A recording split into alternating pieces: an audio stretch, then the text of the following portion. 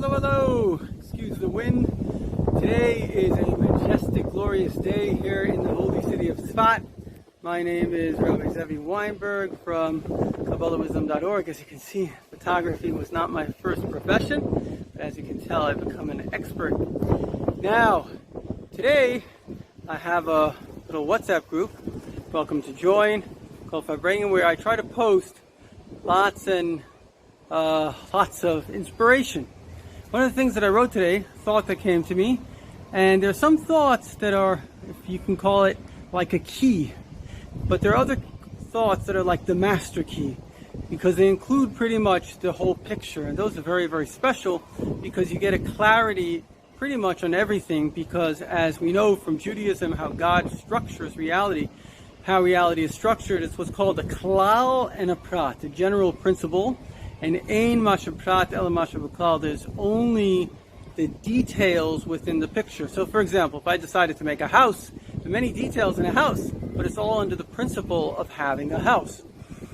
So here's the overarching principle of reality. Number one, that God loves you. Number two, because He loves you, He gives you this beautiful universe in which you can have free choice, which is an amazing thing because only humans have free choice. Animals have instincts, they don't have free choice. And angels also have instincts. Their instincts are holy, godly, but that's why they're sometimes called the holy animals. Only humans are a composite of both the higher and lower universe, both, if you want to call it God, and the dark side, and therefore we have a mind in between which allows us to discern, well, that was a good idea, that was a bad idea. That's why in heaven, an angel or a soul that knows, let's say, you should diet, even though there's no food, they diet. They don't have a discrepancy between their mind and their actions. We, on the other hand, have a large discrepancy.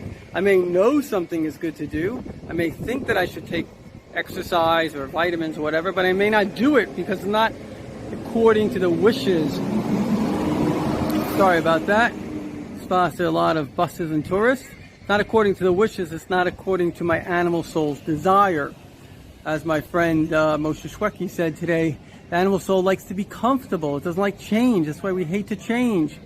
So, what to do about this? So ultimately, this is a good thing because God loves us. He gives us free choice. But ultimately, life is not about free choice. As we know, people that have free choice for a long time, many generations, maybe centuries and millennia, people wanted to be able to make their own choices. Yet now that we can do that, most people that can make those choices are depressed because they're not fulfilled. They're not feeling that their life has value and meaning.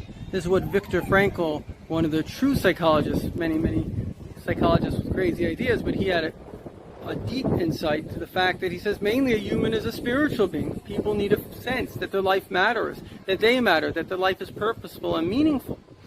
And so the way to do this is to freely choose, as my friend Judah Lazarus said today, from somewhere else, but he did say this, that you have to make 100% choice. If you make a 50% choice, I'm going to diet, or even a 90% choice, I want to diet, you're not going to diet. But if you make 100% choice, come what may, I'm going to diet, the strongest force in a human being is the absolute ability to make a choice. So you have this ability to choose.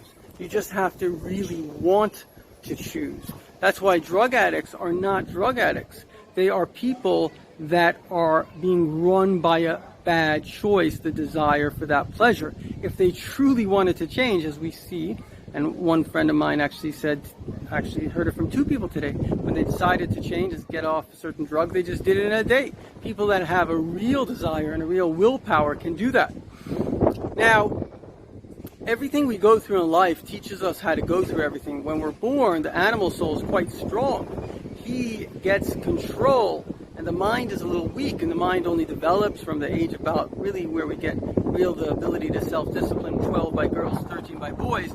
But then we have to exercise the self-discipline. Imagine you had a puppy that did what it wanted for 12 years. Well, now you have to really train it. You have to say, no, do this, do that. And so we have this very interesting dynamic that we exist, our godly soul, kind of a consciousness, a mind exists, the instincts exist, the desires exist, and then there's this conflict between the two.